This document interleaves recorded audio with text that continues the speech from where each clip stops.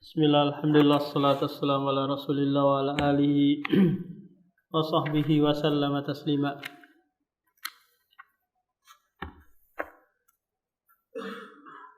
Nah, kita masih di bab mawaqitis shalah, waktu-waktu salat.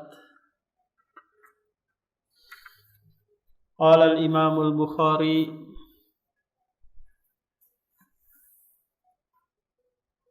babu ma yukrahu minas samari ba'dal isya'i.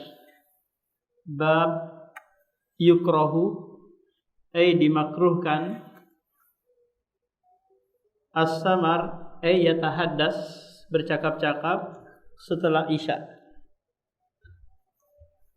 Kenapa? Karena memungkinkan nanti percakapan kita, obrolan kita itu menghalangi kita untuk tidur lebih awal, sehingga nanti kita telat bangunnya atau nggak bisa bangun tengah malam untuk melaksanakan sholatul lail. Nah, kita tahu bersama bahwa makruh dalam permasalahan usulul fikhi adalah nahyan manaha anhu syari' nahyan ghairu jazim. Apa yang dilarang oleh syariat, tapi larangannya itu tidak jazm, tidak mengharuskan banget, sehingga makruh lawan dari sunnah. Kalau sunnah apa Pak? Dikerjakan dapat pahala, tidak dikerjakan tidak berdosa. Nah, makruh lawannya apa itu? Dikerjakan tidak berdosa, ditinggalkan imtisal dapat pahala. Nah, orang-orang yang mencoba menghalalkan rokok menganggap bahwa rokok ini makruh. Menganggap bahwa rokok makruh. Mereka tahu usul fikih makruh apa? Boleh dikerjakan. Sehingga mereka tetap mengerjakan karena syubhat, bukan karena syahwat. Beda di Malaysia sana, orang-orang mudah meninggalkan rokok karena menganggap rokok itu syahwat. Di Indonesia syubhat, menganggap bahwa ini boleh-boleh saja. Toh juga kiai saya, ustadz saya, ketika bahsul masail, mereka istilah kata orang Bugis madda rumpuh. Jadi ruangannya itu penuh dengan asap rokok. Karena dari situlah akan muncul ide-ide sesat. Ide-ide menyimpang dari Dari setan ketika menggunakan wasilah suatu hal yang makruh. Padahal makruhnya makruh yang litahrim.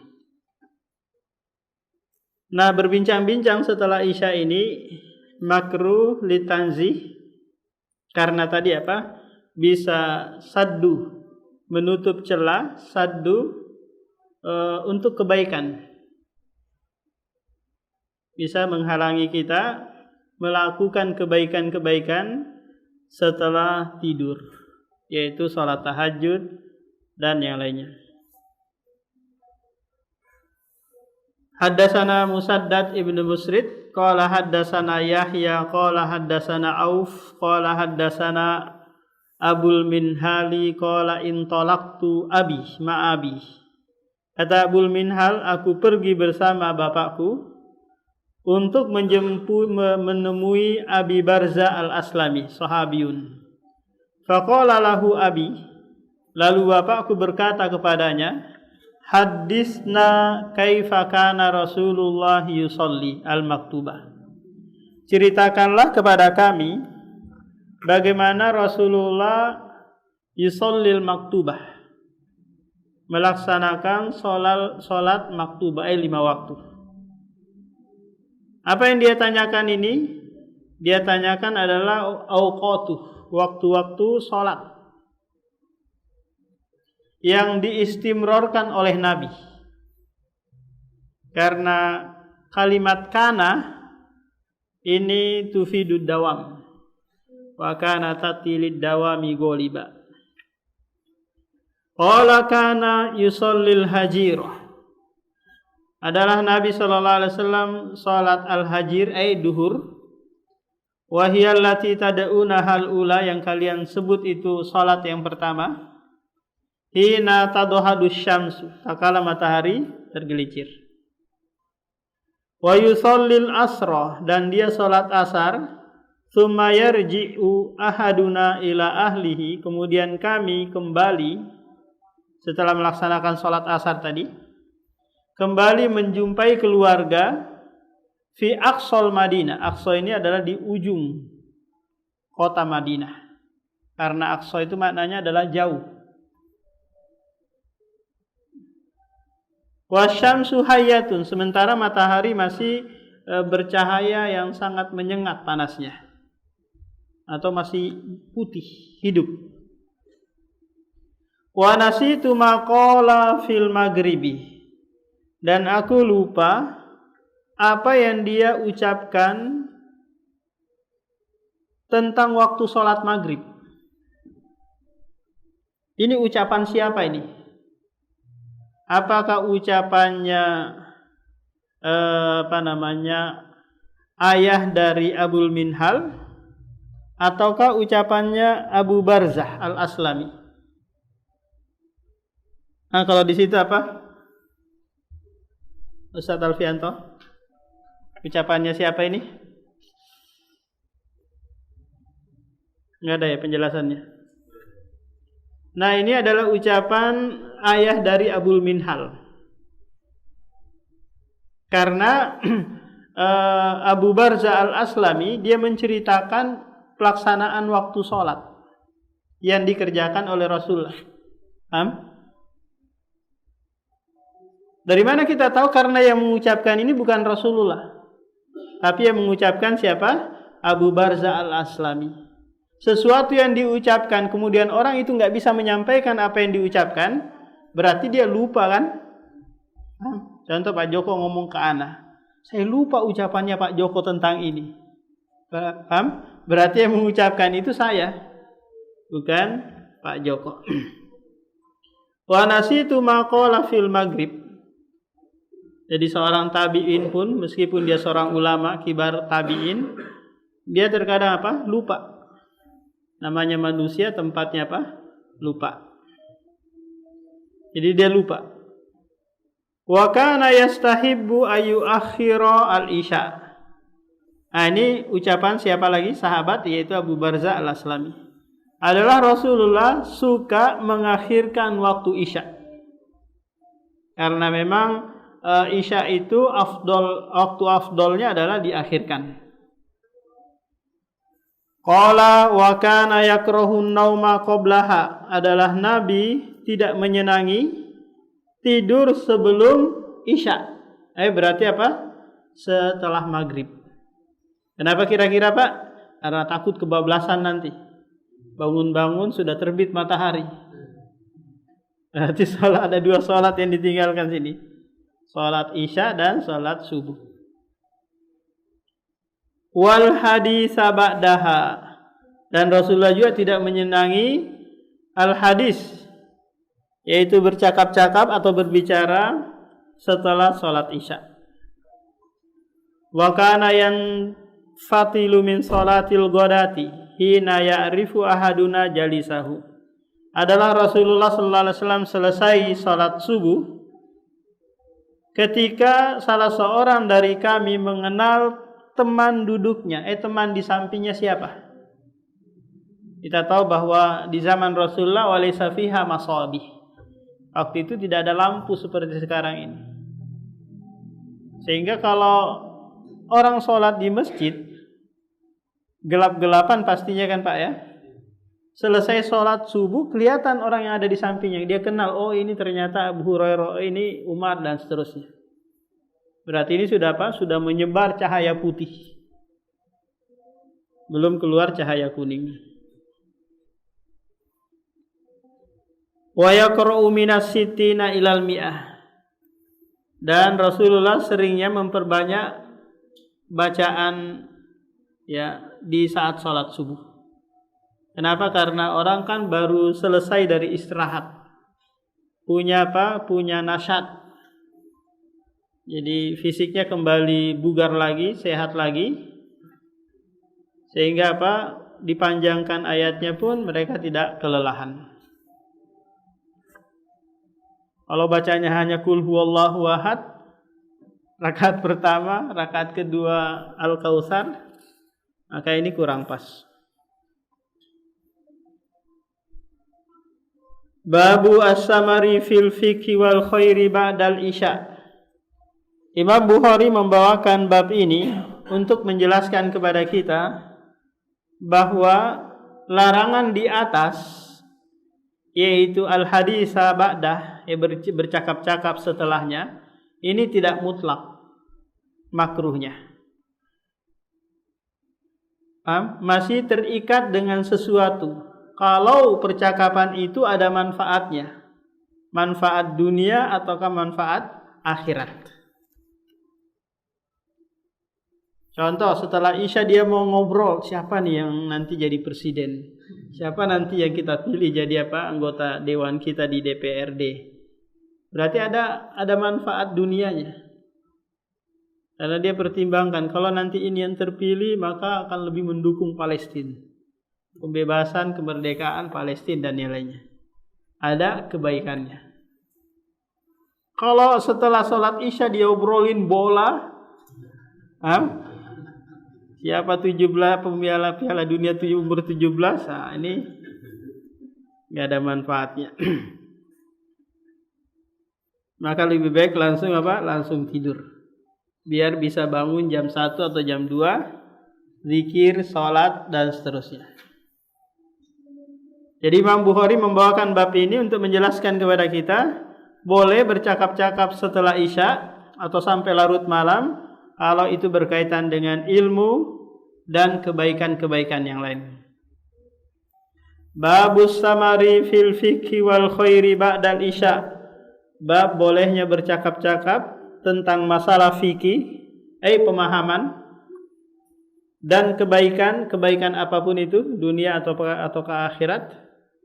Ba'dal Isya, setelah Isya. Jadi ada memang teman-teman yang kalau ngobrolin sesuatu gak ada ujungnya. Paham? Ada saja materi yang baru datang untuk dibicarakan. Nah, kalau gak ada teman ngobrolnya kan cepat selesai. Gak mungkin dia ngobrol sendiri. Nanti dia dianggap majnun. Nah, atau dia bicara dengan HP-nya. Nah, ini bisa lama. Qala al-Imam al-Bukhari haddatsana Abdullah ibnu Sabbahi qala haddatsana Abu Ali al-Hanafi haddatsana Qurratu ibnu Khalidin qala intadarna al-Hasan wa rasa alaina hatta qarubna min waqti qiyamihi. Kata Qurratu ibnu Khalid, qala intadarna al-Hasan. Al-Hasan siapa di situ? Al-Hasan ibnu Ali atau Al-Basri? Intadarna al-Hasan al-Basri. Hatta qarubna, hingga kami mendekati min waqti qiyamihi. Faja'a faqala da'ana jiranuna haula'i. Jiranuna, tetangga-tetangga kami, haula'i mereka, da'ana, memanggil kami, mengundang kami. Karena da'a itu Pak memiliki makna yang banyak sekali di dalam kamus bahasa Arab. Terkadang da'ahu bermakna doa. Terkadang da'a asy-syakhsa bermakna mengundang. Da'a lahu, doa kebaikan. Da'a ala, doa keburukan. Da'a ila bermakna mengajak atau berdakwah. Tsumma qala Anas nadorna nabiyya. Lantas Anas bin Malik berkata, nadorna nabiyya, kami menunggu Nabi sallallahu alaihi wasallam zata lailatin, pada suatu malam, hatta kana syatrul laili yablughu, hingga sampai larut malam, tengah malam. Faja'a, lalu Rasulullah datang.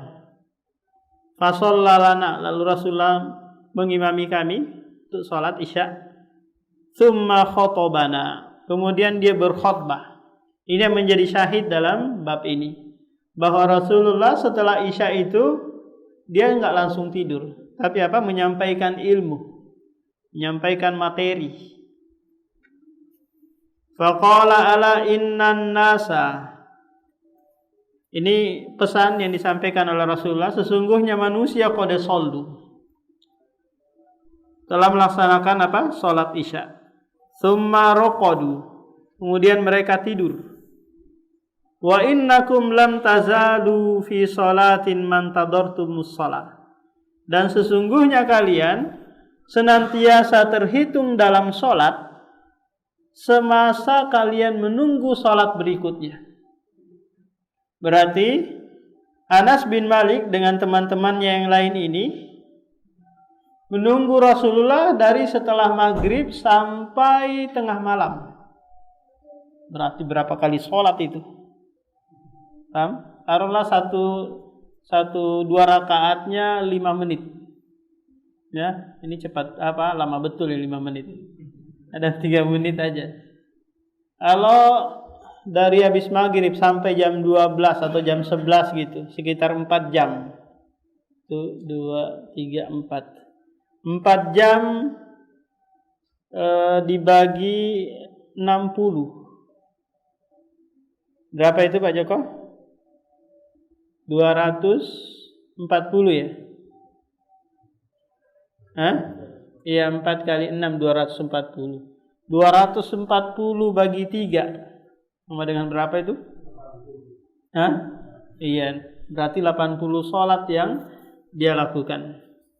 Ini keutamaan menunggu waktu sholat berikutnya. Qala Al-Hasan wa innal qauma la yazaluna bi khairin man tadaru al khaira.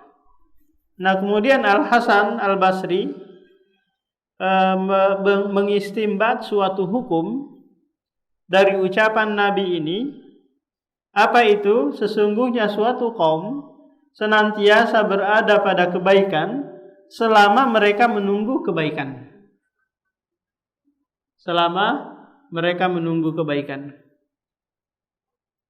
Ketika ada seseorang datang ingin belajar, ingin mengaji, ingin duduk di majelis ilmu, ya kan? Terus ustadznya nggak datang-datang, ya datang-datang, maka dia masih tetap dihitung mendapatkan kebaikan. Masih tetap dihitung mendapatkan kebaikan meskipun dia tidak ikut atau tidak menimba ilmu, karena dia menunggu kebaikan. Apalagi contohnya ini kira-kira? Apa kira-kira Pak Joko contohnya?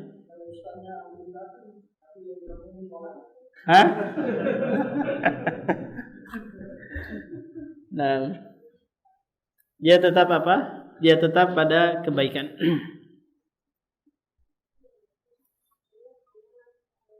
Qala Qurratu ibnu Khalid, huwa min hadisi Anas anin Nabi.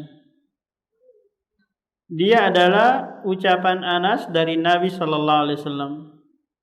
Berarti yang dikutip oleh Al-Hasan ini adalah ucapan dari Nabi juga sallallahu alaihi wasallam, tapi dari jalur yang lain. Haddatsana Abul Yaman qala akhbarana Syu'aibun aniz Zuhri qala haddatsani Salim ibnu Abdul Umar wa Abu Bakri ibnu Hasamah anna Abdullah bin Umar qala shallan nabiyyu salatal isya fi akhir hayatihi. Kata Abdullah bin Umar adalah Nabi salat Isya di akhir hidupnya. Salat Isya terakhir beliau. Falamma sallama, takala dia selesai salat kemudian mengucapkan salam, qaman nabiyyu faqala. Ini juga menjadi syahid bahwa Rasulullah selesai sholat isya nggak langsung tidur, tapi menyampaikan ilmu terlebih dahulu.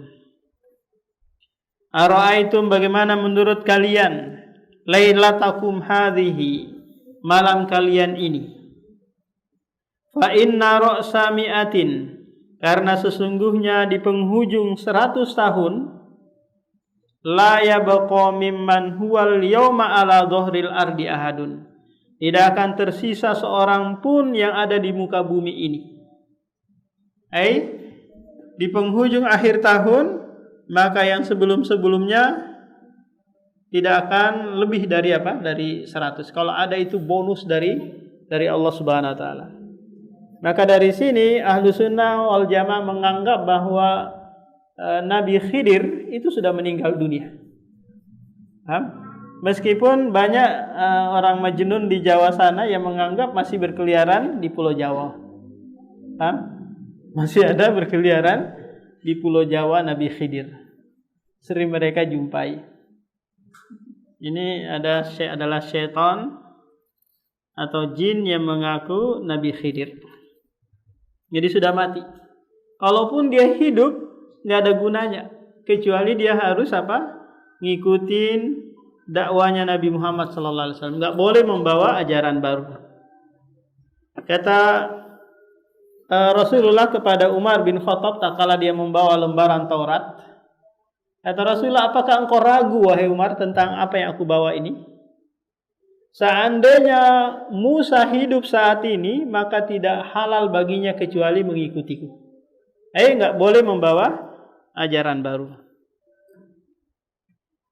Fawahila annasu fi maqali Rasulillah, fi maqalati Rasulillah.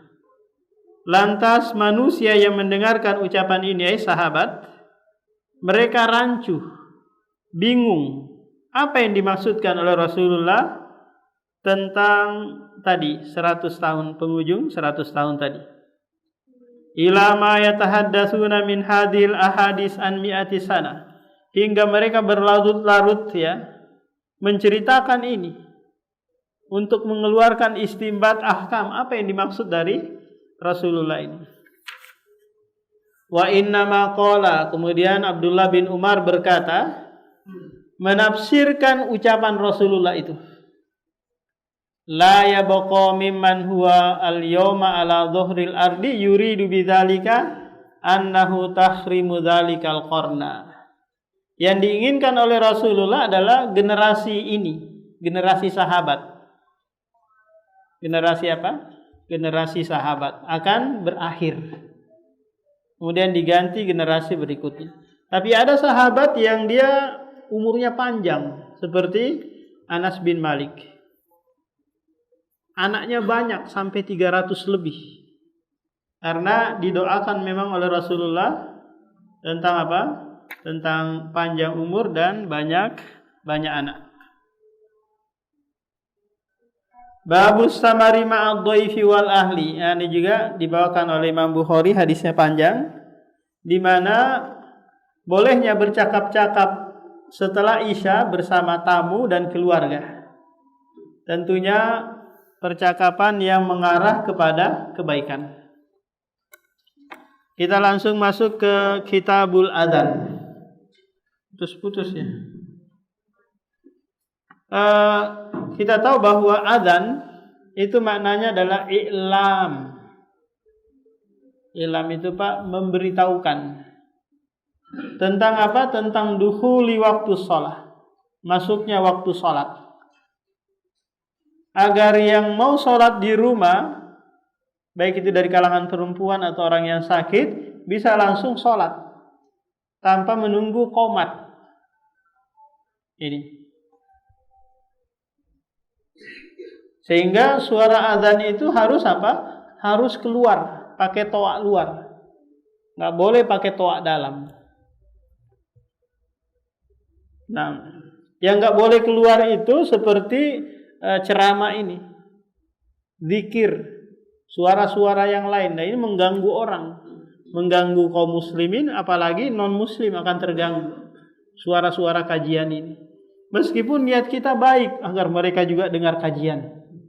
Tapi nggak setiap saat orang mau mendengarkan kajian. Ada waktu-waktunya. Sehingga ini masuk dalam sabda Rasulullah, "Fala tu'dzul mu'minin."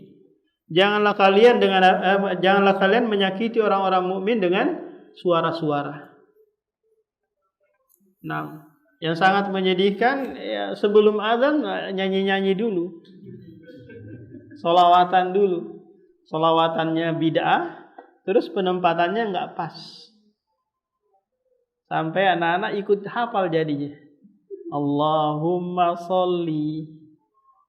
Apa sholawat-sholawat yang dibuat-buat.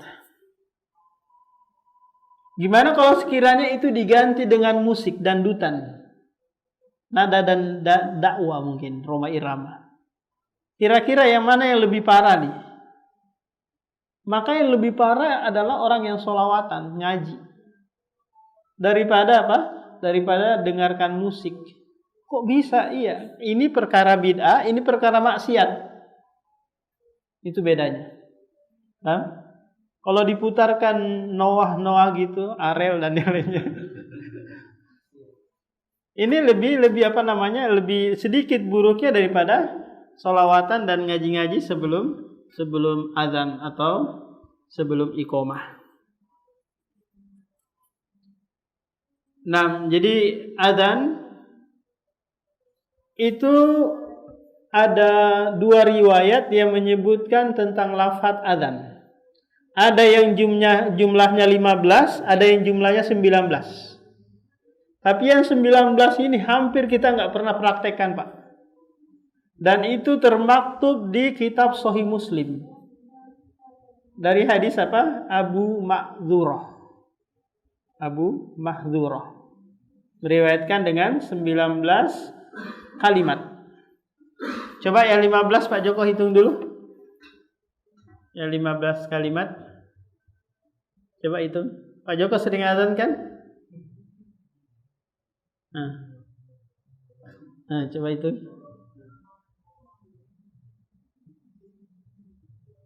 Totalnya 15 Pak Joko.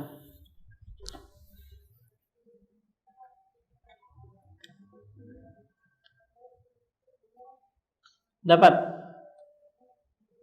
Coba sambil suara Pak Joko biar tahu.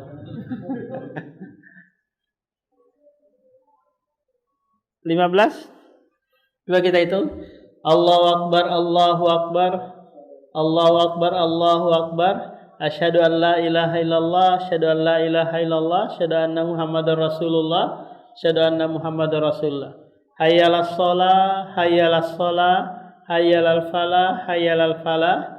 Allahu Akbar, Allahu Akbar, la ilaha illallah. Jumlahnya 15. Dan semuanya musyafa'. Dua-dua. Ini yang kita praktekkan. Paham? Baik itu Hambali atau Syafi'i. Nah, kalau seharusnya mazhab Syafi'i itu yang diterapkan adalah 19. Bagaimana 19 itu? Nanti tarji.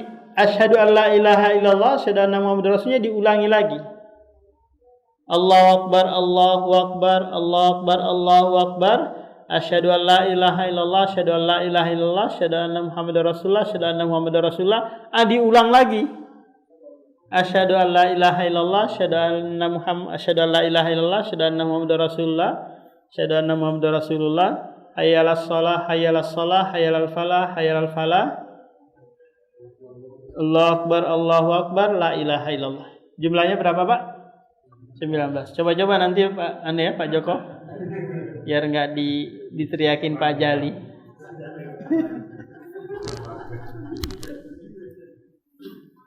Dulu Ustadz Abdul Hakim di Jakarta sana pernah mengumandangkan azan seperti ini. Akhirnya dikumpulin semua ini, diajakin debat sama sama orang-orang yang tidak setuju dengan azan tersebut.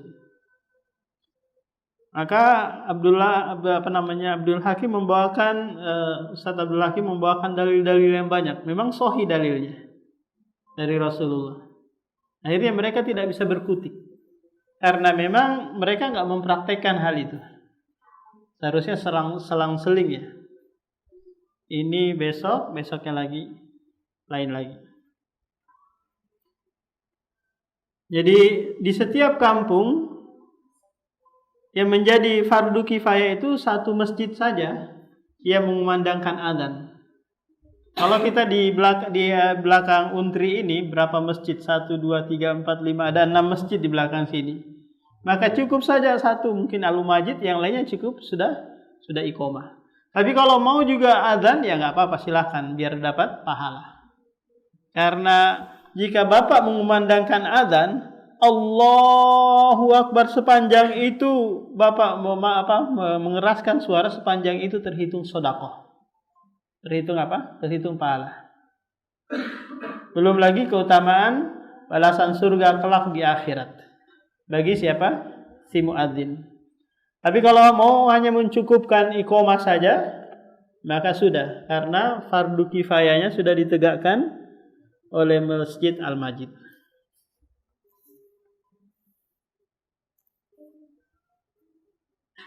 Babu Badul Adzan. Kata Imam Bukhari, bab permulaan adzan. Wa qaluhu azza wa jalla wa idza nadaitum ila sholati ittakhadhu huzwa wa la'iba. Dzalika bi annahum qaumul la yaqilun. Apabila kalian menyeru mereka untuk salat, ittakhadhu, mereka menjadikan seruan adzan tersebut huzwa, sebagai bahan candaan dan main-main, bahan ejekan. Kenapa? Karena mereka tidak menghiraukan, tidak memenuhi. Padahal di dalam lafaz salat tersebut, ya adzan tersebut, ada kata hayya 'alal falah. Nah, hayya 'alal falah. Hayya 'alal falah ini setelah hayya 'alas shalah kan? Ini menunjukkan bahwa setelah pelaksanaan salat ada keberuntungan di sana yang akan diperoleh. Ada keberuntungan. Jadi kalau Anda memenuhi panggilan salat, di sana ada keuntungan yang akan Allah berikan, apakah keuntungan dunia atau ke akhirat. Tapi terkadang ojol-ojol ini mereka lebih mementingkan apa? Memenuhi orderan, panggilan dan yang lainnya, meskipun harus meninggalkan sholat dan seruan adzan. Mereka menganggap bahwa nanti nggak ada lagi orderan berikutnya kalau saya nggak ambil ini. Paham? Nggak ada lagi. Seringnya mereka diuji pas adzan, orderan pada masuk. Paham? Orderan pada masuk. Akhirnya disinilah muncul tiba ujian. Apakah mengedepankan ibadah ataukah dunia? Sementara Allah berfirman dalam hadis qudsi, ya ibadi tafarraq li ibadati. Wahai hambaku, sibukkanlah dirimu beribadah. Amla'u sadraka ginan. Aku akan penuhi dadamu dengan kekayaan. Dan aku akan tutup kefakiranmu. Wa illa taf'al, jika kamu tidak lakukan, malaktu yadaika syugulan walam asudda faqra. Aku akan penuhi kedua tanganmu dengan kesibukan yang tiada habis-habisnya. Dan aku akan tidak tutup kefakiranmu. Kurang terus. Dapat 100.000 ban motor pecah, harus bawa masuk bengkel dan yang lainnya. Pulang-pulang diomelin istri, mana bang ini penghasilannya? Paham? Nggak ada, akhirnya narik lagi. Nggak ada habis-habisnya kesibukan. Tapi kalau mengedepankan ibadah, insya Allah setelah itu pasti ada orderan. Pasti ada orderan. Kalau nggak ada orderan gimana Ustaz? Ya sudah, berarti Anda diuji dengan kekurangan. Wa qauluhu idza nudiya lis-salati min yaumil jum'ah. Apabila nudiya, diseru menuju salat, salat Jum'ah, fas'au, bersegeralah, wadharul bai', dan tinggalkanlah jual beli. Kenapa? Karena jika Anda sibuk jual beli, pasti akan terlalaikan salat. Nah, para ulama menyebutkan bahwa ayat ini dibawa kepada azan berapa? Azan kedua. Paham? Kalau di masjid tersebut mengumandangkan 2 kali azan sesuai dengan sunnah Utsman bin Affan. Azan pertamanya itu apa? Menyeru ke pasar, mengingatkan mereka agar siap-siap menuju masjid. Kemudian azan kedua, azan yang si khatib sudah naik. Di situ barulah apa? Dilarang orang berjual beli atau segala yang bisa menghalangi sholat Jumat. Main game, main bola, futsal dan yang lainnya semuanya dilarang. Haddatsana Imran bin Maisarah, haddatsana Abdul Waris, haddatsana Khalid al-Hadza'u an Abi Kilabah an Anas qala dzakarun naro wan naqusa fadzakarul yahuda wan nasara fa umira Bilalun an yashfa al-adhan wa ayyutira al-iqamah. Jadi para sahabat ini berdiskusi, bermusyawarah tentang tanda-tanda yang menunjukkan masuknya waktu sholat atau sholat akan ditegakkan. Apakah menggunakan lonceng, ataukah trompet, ataukah dengan api? Banyak usulan nih. Kalau api kan Majusi, lonceng kan Nasrani, trompet Yahudi. Kalau pakai beduk gimana? Beduk. Nah, itu di Indonesia. Pakai beduk. Dipukul tung tung tung tung sampai 3 kali baru tak tak tak tak tak tak. Ada lagi setelah itu. Ini perbuatan yang bid'ah. Tidak ada tuntunannya. Nah, jadi usulan-usulan itu masuk. Ternyata ada seorang sahabat diberikan mimpi, kemudian disebutkan kepada Rasulullah, akhirnya Rasulullah menyetujuinya, akhirnya muncullah syariat adzan. Fa umira Bilal, lalu Bilal diperintahkan an yashfa'al adzan wa an yutira al iqamah. Yashfa ini maknanya dua-dua, ganjil.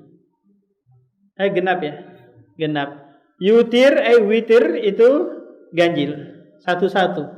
Allahu Akbar, Allahu Akbar, asyhadu an la ilaha illallah, asyhadu anna Muhammadar Rasulullah, hayya 'alas shalah, hayya 'alal falah. Qad qamatis shalah baru 2 kali ya. Qad qamatis shalah, qad qamatis shalah.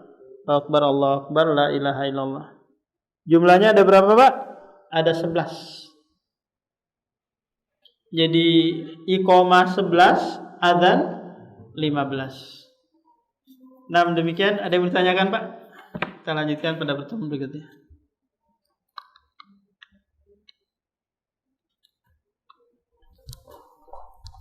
Nah, demikian. Subhanakallahumma wa bihamdika, asyhadu an la ilaha illa anta, astaghfiruka wa atubu ilaik. Assalamualaikum warahmatullahi wabarakatuh.